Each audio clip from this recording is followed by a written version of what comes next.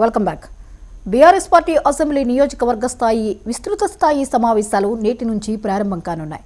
రాష్ట్రంలోని అన్ని అసెంబ్లీ నియోజకవర్గాల్లో సమావేశాలు నిర్వహించనున్నారు. అసెంబ్లీ ఎన్నికల ఫలితాలపై సమీక్ష, రాబోయే పార్లమెంట్ ఎన్నికల్లో అనుసరించాల్సిన వ్యూహం, పార్టీ పటిష్టతకు తీసుకోవాల్సిన చర్యలపై పార్టీ నాయకులు, కార్యకర్తల సలహాలు, సూచనలను స్వీకరిస్తారు. ఈ సమావేశాలకు వర్కింగ్ ప్రెసిడెంట్ కేటీఆర్, మాజీ మంత్రులు హరీష్ రావు, సింగిరెడ్డి, నిరంజన్ రెడ్డి, కడియం శ్రీహరి, వేముల ప్రశాంత్ రెడ్డి, మాజీ స్పీకర్లు పోచారం శ్రీనివాస్ రెడ్డి, మధుసూదనాచారి, ఎమ్మెల్సీ దేశీపతి శ్రీనివాస్, ఎల్ రమణ హాజరు కానున్నారు. తెలంగాణ భవన్లో ప్రతిరోజు 1 చొప్పున లోక్సభ నియోజకవర్గాల వారీగా సన్నాహక సమావేశాలను నిర్వహించింది. పార్టీ ముఖ్య నాయకులు, కార్యకర్తలు అభిప్రాయాలను సేకరించారు.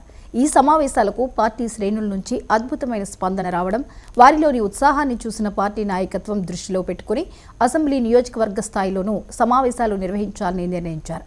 ఈ సమావేశాల్లో పార్టీ కార్యకర్తల అభిప్రాయాలను సేకరించి వాటిని క్రోడీకరించి పార్టీ అధినేత కేసీఆర్కు నివేదించనున్నారు.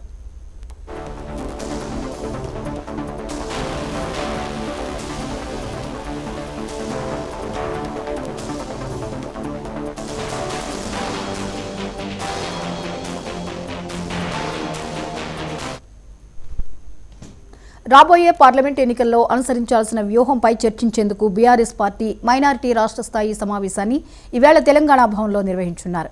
ఈ సమావేశానికి పార్టీ వర్కింగ్ ప్రెసిడెంట్ కేటీఆర్, మాజీ మంత్రులు హరీష్ రావు, మహమూద్ అలీ హాజరు కానున్నారు. రాబోయే పార్లమెంట్ ఎన్నికల్లో నియోజకవర్గ స్థాయిలో మైనారిటీల సమావేశాలు నిర్వహించాలని, బీజేపీ కాంగ్రెస్ మైత్రిని వివరించాలని నిర్ణయించారు. ఈ అంశంపై మరిన్ని అప్డేట్స్ ని లైవ్ లో అందించడానికి మా ప్రతినిధి రమేష్ సిద్ధంగా ఉన్నారు. రమేష్, చెప్పండి, రాబోయే పార్లమెంట్ ఎన్నికల్లో నియోజకవర్గ స్థాయిలో మైనార్టీల సమావేశాలు నిర్వహించాలని ఒక నిర్ణయం తీసుకున్నట్లుగా బీఆర్ఎస్ పార్టీ తెలుస్తోంది. డీటెయిల్స్ ఏంటి? ఈరోజు జూబ్లీ హిల్స్లో బీఆర్ఎస్ పార్టీ నియోజకవర్గ స్థాయి మీటింగ్ను నిర్వహించనున్నారు. కేటీఆర్ ఆధ్వర్యంలో ఈరోజు మాగంటి గోపీనాథ్ ఆధ్వర్యంలో అయితే ఇక్కడ ఒక సమావేశాన్ని నిర్వహించున్నారు. ఇప్పటికే పార్టీ పార్లమెంటరీ సమీక్ష సమావేశాన్ని మొత్తం 7 పార్లమెంట్ నియోజకవర్గాల్లో ఆ పార్టీ రాష్ట్ర కార్యాలయం బీఆర్ఎస్ భవన్లో నిర్వహించారు. అయితే ఇప్పుడు అసెంబ్లీ నియోజకవర్గాల వారీగా ఈ సమావేశాన్ని నిర్వహించదలుచుకున్నారు. పార్టీ అధిష్టానం నిర్ణయించింది. దానిలో భాగంగానే ఈరోజు జూబ్లీ హిల్స్లో నిర్వహించనున్నారు. అయితే ముఖ్యంగా పార్టీ సంస్థాగత నిర్మాణంపైనే దృష్టి సారించనున్నట్లుగా తెలుస్తూ ఉంది. అందులో భాగంగానే కేటీఆర్ ప్రతి నియోజకవర్గం 119 నియోజకవర్గాల్లో కూడా ఈ సమీక్షా సమావేశాలు నిర్వహించాలని చెప్పి కూడా నిర్ణయించుకున్నట్లుగా తెలుస్తూ ఉంది. అయితే ఇప్పటికే పార్లమెంట్ నియోజకవర్గాల్లో అతి కొద్ది మందిని కొంత ఇంపార్టెంట్ వ్యక్తులను మాత్రమే పిలిచారు. వారి నుంచి సలహాలు స్వీకరించారు. వారి నుంచి పలు సలహాలు, ముఖ్యమైన సలహాలు వచ్చాయి. పార్టీలో ఎక్కడ లోపం ఉంది, ఈ లోపాన్ని ఎలా సవరించుకోవాలని చెప్పి కూడా వాళ్ళు పలు సూచనలు ఇచ్చినట్లు ఇప్పటికే పార్లమెంట్ సమావేశాలు ఇచ్చిన పరిస్థితి ఉంది. అయితే ఈ కింది స్థాయి చాలా కింది స్థాయి లీడర్లను కావచ్చు, కార్యకర్తలను కావచ్చు కలవని పరిస్థితి ఉంది. అందులో భాగంగానే ఒక్కొక్క నియోజకవర్గానికి, అసెంబ్లీ నియోజకవర్గానికి వెళ్ళి అక్కడ మొత్తం ఒక్కొక్క సుమారుగా పార్లమెంట్ నియోజకవర్గ సమావేశాలు పెట్టినప్పుడు 75 నుంచి 100 మందిని మాత్రమే పిలిచారు. ఇక్కడైతే పెద్ద మొత్తంలో పిలిచి వారి నుంచి చిన్న ప్రతి ఇంటికి ఎవరైతే సామాన్య కార్యకర్త ఉంటాడో వాళ్ళందరితో మమేకమై వారి నుంచి సలహాలు స్వీకరించాలని చెప్పి కూడా పార్టీ అధిష్టానం నిర్ణయించడంతో కేటీఆర్ ఈ సమీక్షా సమావేశాలు నిర్వహించాలని కూడా నిర్ణయం తీసుకున్న పరిస్థితి ఉంది.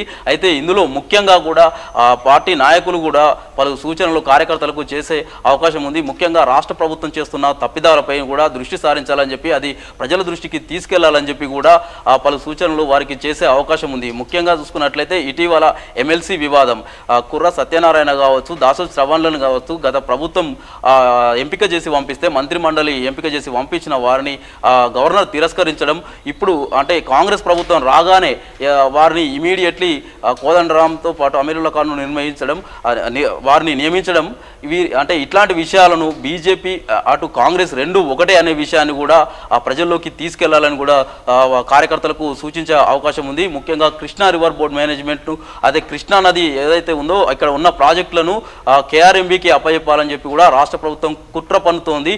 ఇదే గనుక జరిగితే రాష్ట్రంలోని రైతులకు తీవ్ర అన్యాయం జరిగే అవకాశం ఉంది. ఇదే విషయాన్ని కూడా ప్రజలకు మరీ తీసుకెళ్లాలని చెప్పి కూడా ఇక్కడ ఉన్న అంటే మొత్తం రాష్ట్రంలోని నియోజకవర్గాల్లో ఉన్న కార్యకర్తలకు సూచించే అవకాశం ఉంది.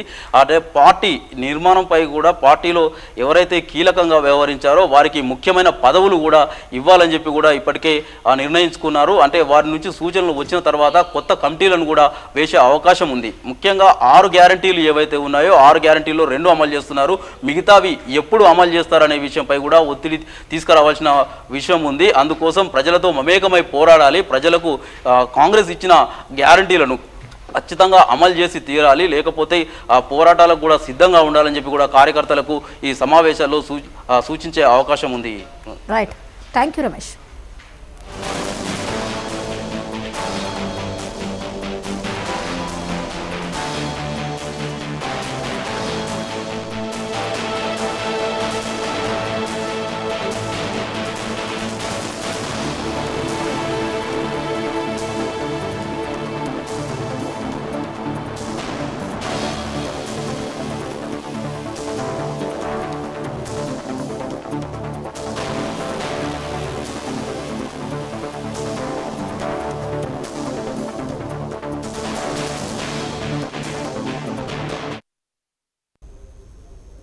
గణతంత్ర